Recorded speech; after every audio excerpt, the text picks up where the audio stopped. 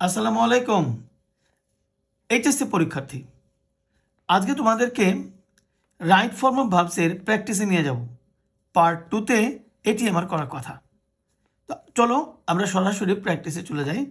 আজকে আমি তোমাদেরকে Rajshahi board, Comilla board, Chittagong board এবং বরিশাল বোর্ড এই বোর্ডগুলিতে 2018 সালে স্যাট খতে যে প্রশ্নটি ছিল তার রাইট ফর্ম অফ ভার্বসটি আমি আলোচনা করছি। Right form of verbs. তো চলো কোয়েশ্চেন 5-এ যাওয়া যাক। Right form of verbs. আশা করছি তোমরা লক্ষ্য করতে পারছো রাইট ফর্ম অফ ভার্বসে যাচ্ছি। তো প্রথম example, trees contribute a lot to maintain ecological balance। এই প্যাসেজটি ট্রিজের উপরে, গাছের উপরে, বনায়নের উপরে আলোচনা করছে। প্যাসেজের থিমটি হচ্ছে এটি। তো আমরা এই রাইট ফর্ম অফ ভার্বসে উত্তরটি করার আগে প্রশ্নটি একটু দেখে নিই। Read the text and fill in the gaps with correct form of verbs. ভার্বের সঠিক রূপ নিয়ে as per subject and content বিষয়বস্তু। এই জন্য আমি বলছি যে আমাদের বেটার যদি বিষয়বস্তুটাকে আমরা একটু আয়ত্ত করে নিতে পারি। Let's move. তো trees contribute a lot to maintain ecological balance. A month long tree fair dash begin in Kurigram stadium recently. এখানে আমাদের লক্ষ্যটা হচ্ছে রিসেন্টলির দিকে। রাইট ফর্ম অফ ভার্বসের আমাদের সব সময় মনে রাখতে হবে। আমি অধিকাংশ সময় স্টুডেন্টদের দেখি যে ব্র্যাকেটের ভেতরের শব্দটি নিয়ে চিন্তা করে অথবা তার পূর্বের সাবজেক্টটি নিয়ে চিন্তা করে। না, শুধু এটি করলে হবে না। রাইট ফর্ম অফ ভার্বস করার সময় পুরো বাক্যটির দিকে নজর দিতে হবে, এমনকি তার আগের বাক্য, তার পরের বাক্য, এবং প্যাসেজটিতে বলেছে সাবজেক্ট, বিষয়বস্তু, কন্টেন্ট, এই মানে টোটাল বিষয়টার উপরে নিয়েও তোমার একটা চিন্তা রাখতে হবে। তো এখন দেখো এখানে বলেছে ফেয়ার বিগেন। এখানে রিসেন্টলি শব্দটা থাকার কারণে তোমার নলেজে থাকতে হবে যে রিসেন্টলি শব্দটা প্রেজেন্ট পারফেক্ট টেন্সে বসে। আমরা এরকম আরও বেশ কয়েকটা শব্দ জানি যেগুলি প্রেজেন্ট পারফেক্ট টেন্সে বসে। রিসেন্টলি, জাস্ট নাও, এই জাতীয় বেশ কিছু শব্দ তোমরা সচরাচর এই রাইট ফর্ম অফ ভার্বসের টেস্টে পাবা। সো ঠিক আছে, রিসেন্টলি থাকার কারণে এই বাক্যটি প্রেজেন্ট পারফেক্ট টেন্সে রান করছে। তাহলে এ month long tree fair has began. তা আমরা উত্তরটা করে ফেলতে পারি যে আমরা যদি উত্তরটা চেষ্টা করি, আমি একটু লিখে উত্তরটা দেখানোর চেষ্টা করছি। তো কোয়েশ্চেন 1-এর উত্তরটা হচ্ছে হ্যাজ বিগান। এটি হচ্ছে ভার্বের 3 নম্বর রূপ, past participle form. Began. So has began. এবার আলোচনায় আসছি বিতে। ইট ব্র্যাকেটে বিতে হচ্ছে organise by the local administration and the department of social forestation. Okay, এখন এখানে একটি লক্ষণীয় বিষয় যে সাবজেক্টের পরে অর্গানাইজ, অর্গানাইজ, এই বাক্যটি বাই লোকাল অ্যাডমিনিস্ট্রেশন এবং একটা অথরিটি থেকে আয়োজন করা হয়েছে, কিন্তু সাবজেক্ট হয়ে গেছে ইট। বাক্যটি হয়ে যাচ্ছে প্যাসিভ ভয়েস। আমি তোমাদেরকে যে নিয়মটি দেখিয়েছিলাম সেখানে বলেছিলাম যে কয়টা উত্তর করার জন্য নিয়ম তোমার জানা লাগবে।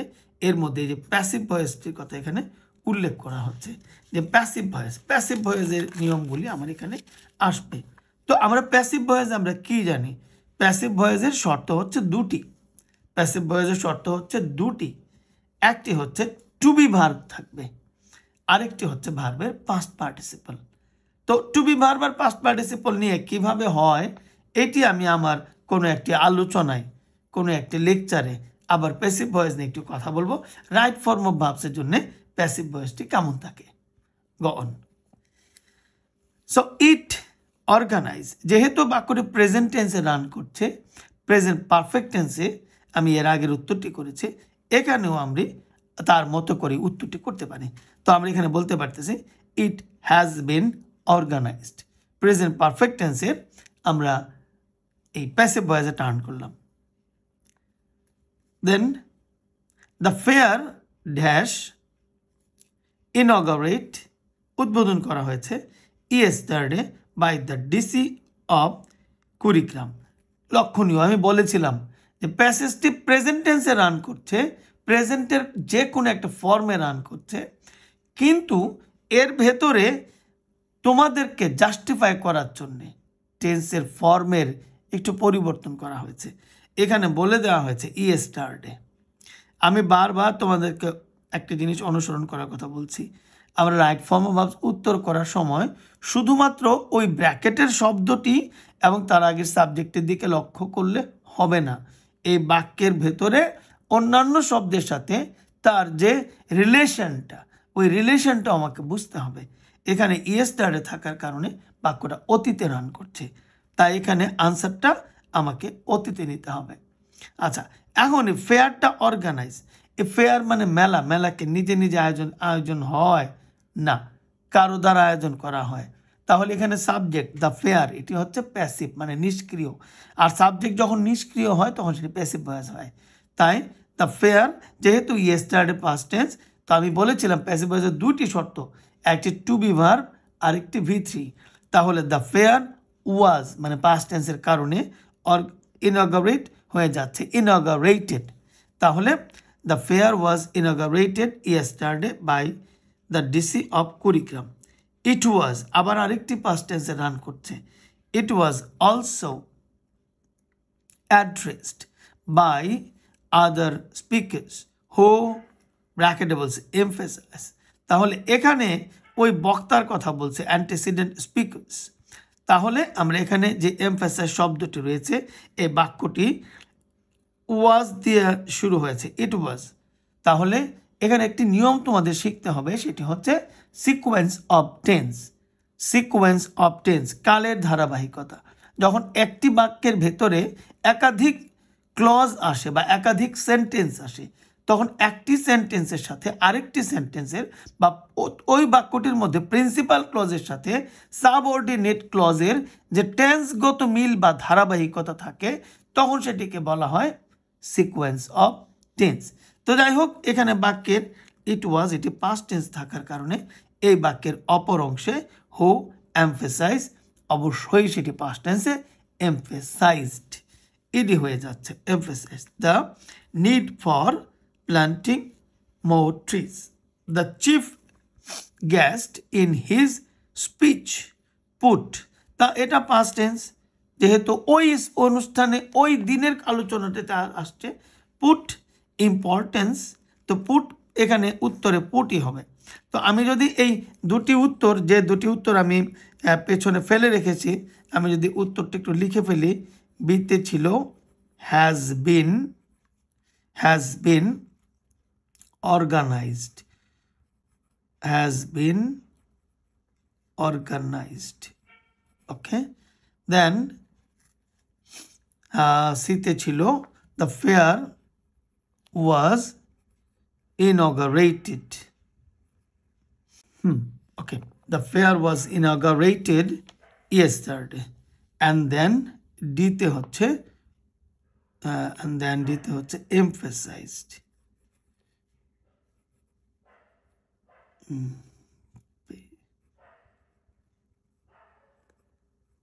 emphasized, and ইতে হচ্ছে আমরা এখন যে উত্তরটি বললাম পাস্ট টেন্সে পুট, তিনটা রূপই একই রকম, তো পুট উত্তর হচ্ছে put importance on planting trees so that we.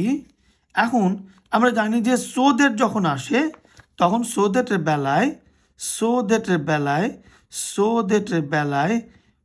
দ্যাটের পরের অংশে ক্যান, মে, কুড, মাইট বসে, এবং সে ক্যান, মে, কুড, মাইটের পরে ভার্বের প্রেজেন্ট ফর্ম, মডেল ভার্বের পরে বেস ফর্ম সেই হিসেবে।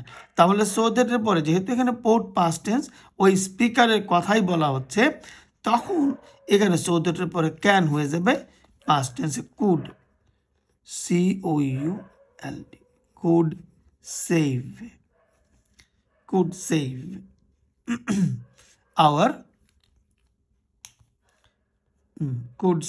our environment from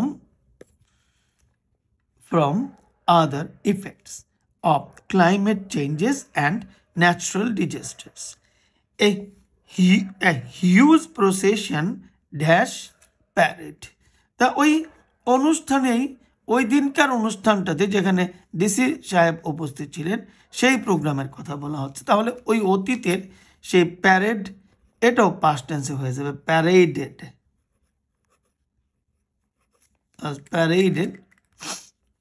the street, paraded the street, okay, paraded the street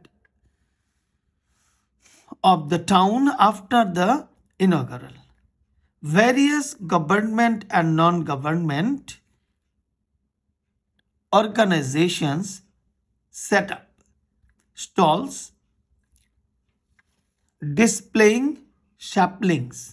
তো তখন সরকারি বেসরকারি বিভিন্ন সংস্থা ওই অনুষ্ঠানটাতে তারা বিভিন্ন চারা গাছের চারা গাছের প্রেজেন্টেশন করার জন্য তারা ওখানে স্থাপন করেছে।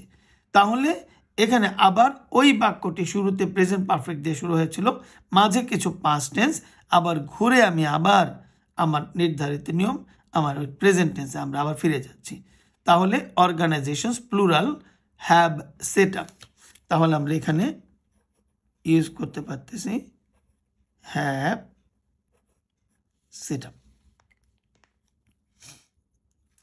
Have set stalls displaying saplings of different varieties, বিভিন্ন প্রজাতির এই চারা গাছ সেখানে উপস্থাপন করেছে। Cultural functions dash arrange every night, cultural programme, এখন ওই অনুষ্ঠানটাতে ওই মেলাটাতে নিয়মিতভাবে কি হইতো, আমার ওই রাতের বেলায় বিভিন্ন সাংস্কৃতিক প্রোগ্রামের আয়োজন করা হতো। তখন এটি আবার একটি প্যাসিভ ভয়েস। তো প্যাসিভ ভয়েসে এখানে রেগুলার যেহেতু কাজটি হইতো প্রেজেন্ট, তাহলে কালচারাল ফাংশনস আর অ্যারেঞ্জড। আমি বলেছি দুটি হয় প্যাসিভ ভয়েসে, দুটি শর্ত, একটি টু বি ভার্ব, ফাংশনস আর অ্যারেঞ্জ হয়ে যাবে অ্যারেঞ্জড। এভরি নাইট এখানে ইন্সপায়ার করার জন্যে টু ইন্সপায়ার, কাউকে যখন কোনো কিছুর উদ্দেশ্যে বা কারণে কিছু বলা হয় তখন সেখানে ইনফিনিটিভ আসে। তা আমরা এই দুটি এক্সাম্পল, একটি হচ্ছে প্যাসিভ ভয়েস আর অ্যারেঞ্জড, আরেকটি হচ্ছে টু ইন্সপায়ার। তো আমি আজকের আলোচনায় চেষ্টা করেছি তোমাদেরকে রাইট ফর্ম অফ ভার্বসের এই যে গ্যাপগুলি দেওয়া থাকে সেই গ্যাপগুলির উপরে আলোচনা করার জন্য, এবং আমার দৃঢ় বিশ্বাস যে তোমরা আজকের আলোচনায় রাইট ফর্ম অফ ভার্বসের বিভিন্ন নিয়ম সরাসরি কিভাবে পরীক্ষাতে যাচাই করা হয় তার উপরে তোমাদের একটি অন্তত ধারণা দিতে আমি চেষ্টা করেছি। আশা করছি নিয়মিতভাবে পরবর্তী আলোচনায় থাকলে তোমরা রাইট ফর্ম অফ ভার্বসের এই খুঁটিনাটি বিষয়গুলি জেনে যেতে পারবে। ভালো থাকবে সবাই, আসসালামু আলাইকুম।